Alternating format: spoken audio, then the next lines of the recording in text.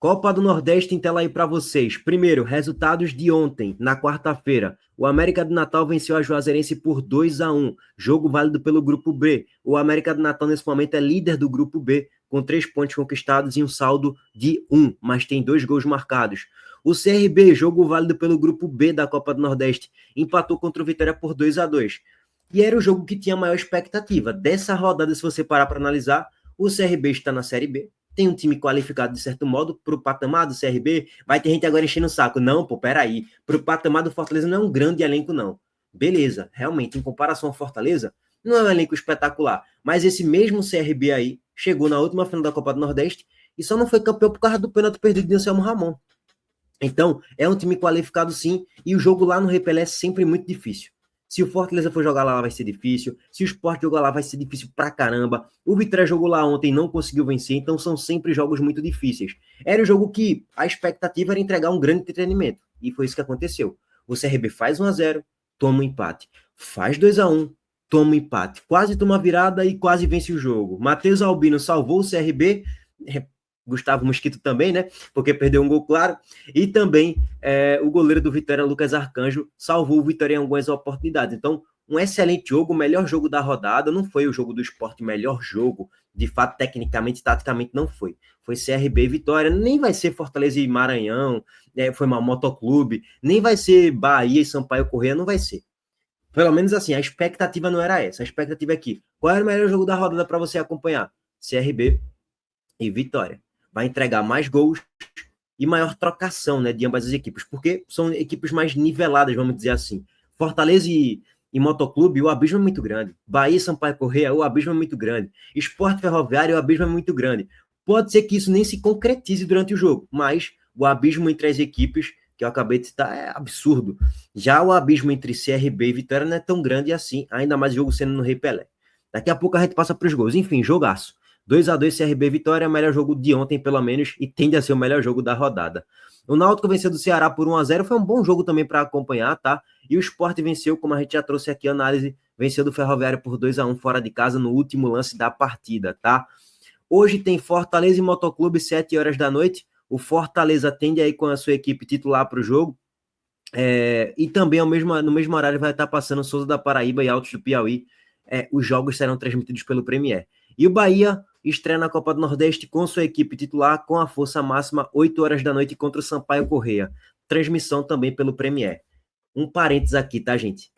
Cara, ainda bem que o Premier tá conseguindo transmitir os jogos. O serviço de pay-per-view do Premier é infinitamente melhor do que da Zon, nosso futebol, com todo respeito, tá? Por todo o contexto, o Grupo Globo é muito forte, né? Tem uma estrutura muito robusta. Primeiro, existe o narrador que narra, existe o comentarista que comenta. Porra, então, mas tu falou uma obviedade. Pois bem, existiram alguns jogos da Copa do Nordeste, até do estadual também, que o narrador não narrava e o comentarista às vezes assumia o papel de narrador, às vezes não comentava, por inúmeros fatores. Às vezes não tinha um bom som ambiente, já o Premier entrega isso. Transição de imagens, lances de frames por outros ângulos. É um outro contexto, gente. E óbvio, né? Os narradores do Grupo Globo são melhores do que os narradores da DAZN, do nosso futebol, comentaristas também. E ok, beleza, que a Globo tem uma estrutura muito melhor. Por isso que a gente está comemorando.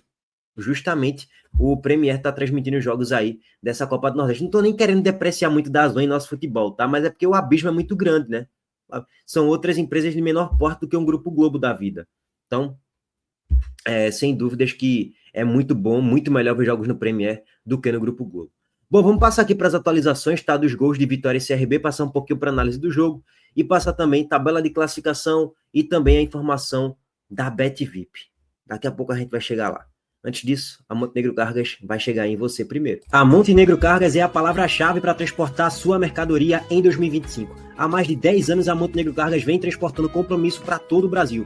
Com as modalidades de entregas fracionadas, expressas e dedicadas, vem oferecendo sempre o melhor serviço e detalhe, por um precinho justo. Além disso, a Montenegro Cargas é uma das poucas do Brasil a incluir prazo de entrega em proposta para vários trechos do contrato, garantindo confiança, eficiência e transparência em cada entrega. Essa é a Montenegro Cargas transportando compromisso. É carga, viu, pai?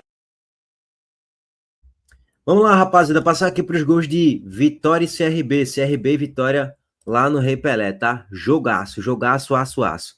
Primeiro, o primeiro gol do CRB sai numa falha clamorosa aqui do Zé Marcos, que erra o passe e entrega o passe para Anselmo Ramon. O passe foi uma pré-assistência quase de Zé Marcos. Sai a finalização de Léo Pereira, que fez um ótimo jogo. Lucas Arcanjo faz uma ótima defesa, mas no rebote sobrou para ele, né? O pai tá em casa, o pai tá on. Anselmo Ramon, como sempre, brocando. Mais uma vez, ele fez o primeiro gol do CRB aí na Copa do Nordeste e promete brigar por essa artilharia aí, né? Como sempre. O Vitória consegue empatar a partida com um bom passe ali para Janderson e Janderson conseguiu deslocar bem o goleiro Matheus Albino. Detalhe que Lucas Esteves fez uma excelente jogada pela ponta esquerda, dribla um, passa por dois, finaliza, o Matheus Albino faz uma ótima defesa. Teve uma cabeçada que Lucas Arcanjo salvou o Vitória também. Então, um jogo de muita trocação, tá um jogo bem interessante para a gente acompanhar. A própria estatística diz um pouco sobre o que foi a partida, né? Posse de bola, de certo modo, equilibrada, 51-49 para o CRB. A análise de troca de passes, algo muito semelhante, 453 passes para o CRB, 443 passes para o Vitória. Beleza, até aí equilibrado. Aí vem o percentual de passes certos, vem o percentual de passes errados, ok. E aí você analisa ali, ó, finalizações. 17 finalizações do Vitória contra a 10 do CRB. Foram 27 finalizações ao todo. No gol, 8 finalizações do Vitória contra 5 finalizações do CRB. E aí os goleiros tiveram que trabalhar. Lucas Arcanjo fez pelo menos umas 2, 3 boas defesas. E Albino, Matheus Albino, fez pelo menos umas 4, 5 excelentes defesas também. Não é à toa que depois tem aqui, né? As defesas do goleiro. Contabilizaram ali o total de defesas. 3 defesas de Lucas Arcanjo e 10 defesas de Matheus Albino, tá? Então, um jogo de muita trocação. Bom pra gente acompanhar, tá? Bom, o Vitória empata a partida com gol de Janderson, que é limitadíssimo tecnicamente. E apesar de Matheus Albino tá fazendo um bom jogo, fez um bom jogo, salvou o CRB, nesse gol eu acho que ele falhou um pouco. Porque o chute de Janderson, ele é... Velho, Janderson chuta quase em cima de Matheus Albino. Podem reparar pelo replay que Janderson se esforça para perder o gol. Ó, ele chuta meio que em cima de Matheus Albino. Ele poderia chutar a bola lá no canto direito da barra. Ele chutou no canto esquerdo, ali praticamente. Quase que em cima de Matheus Albino. Mas a bola entrou. Essa jogada aqui de Anselmo Ramon é bem característica dele. Ele ganha na dividida em cima de Wagner Leonardo, drible espetacular e dá assim uma enfiada para Léo Pereira de 3 dedos. Sem nenhuma chance de Zé Marco chegar na bola. Léo Pereira vai no fundo, entra na grande área, finaliza e Wagner Leonardo não consegue tirar a bola nem carrinho, nem se esforçou para meter um carrinho aqui na bola, mas olhando o replay aqui, ó, era quase que impossível Wagner Leonardo chegar nessa bola. Ele não ia chegar não, gente. Mesmo se ele desse carrinho aqui, foi muito rápido o chute, não teve nem reação, e o Vitória sofreu 2-1. Mas o Vitória foi lá em busca, conseguiu reagir, Neres faz o gol de empate e terminou no 2-2. Eu não consigo avaliar o resultado em si pro Vitória ruim, porra, foi um péssimo resultado. Óbvio que o ideal seria a vitória, mas assim, contra o CRB fora é um empate mesmo, irmão, que tu vai buscar um resultado ok. Não acho que foi excelente, também não acho que foi péssimo. Acho que tá ali no ok. Agora o Vitória vai ter que ir pro Barradão e vencer os seus jogos, ponto. O problema é, o Sport estreou bem na Copa do Nordeste, estreou vencendo, né? E nesse momento o Sport é líder do Grupo A, com 3 pontos. O próximo jogo do Sport é fora de casa, é na Ilha do Retiro, aliás, contra o Fortaleza. E assim, pelo desenho que pode se criar no grupo, muito provavelmente o Sport e o Vitória, lógico, o Fortaleza também, mas o Fortaleza por ter um elenco melhor, em tese o Fortaleza tem maior probabilidade de ser líder desse grupo aí. Mas assim, muito provavelmente os confrontos diretos, principalmente o confronto direto de Sport e Vitória no Barradão, vai definir o segundo colocado. Ou pelo menos o líder, o G2, vai definir o G2. Se o Sport vai ficar nesse G2, ou se ele vai ficar no G3 ou G4. E assim, Heitor, mas veja só, o Sport não tem chance de ser líder, não? Tem, gente, mas a concorrência também tá forte. O Vitória tá na Série A, o Fortaleza também. O Fortaleza tá na Série A já tem 5 anos aí, aproximadamente. Então é natural que seja um jogo muito difícil para o Sport lá no Barradão e muito difícil para o Sport também na Ilha do Retiro. Mas óbvio que o Sport tem capacidade de vencer as partidas, tá? E aí sobre a questão do G2, G4, se o Sport perder esse jogo pro Vitória no Barradão, muito provavelmente o Sport não fica nem no G2. Se o Sport perder. Se o Sport, em contrapartida, se o Sport empatar esse jogo no Barradão, muito provavelmente, é quase que certo, que o Sport fica no G2. Então, e aí quem vai ser primeiro, quem vai ser segundo é aguardar. Então já existe um certo desenho disso aqui e foi bom o Sport começar com os 3 pontos. Se o Sport empatasse ontem contra o Ferrinho e estava empatando até o último lance, seria um péssimo resultado. Péssimo, por todo o contexto que a gente já trouxe aqui em vídeo e em live também, tá? Não precisa ficar repetindo tanto também, não. Bom, acredito que o Fortaleza vai golear hoje o Motoclube, vai criar saldo de gols.